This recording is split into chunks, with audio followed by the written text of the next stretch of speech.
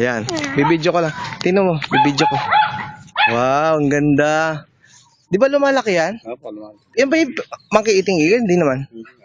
Iba pa yung Philippine eagle sa monkey eating eagle. Ah. Saan nyo dadalhin yan?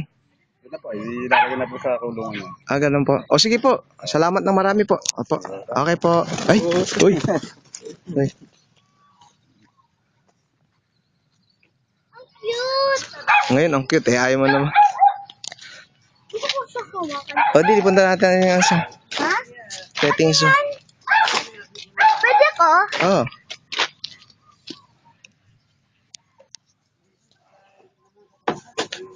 Ah, hindi mo kaya yan, nak.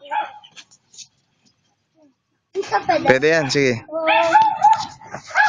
Oh.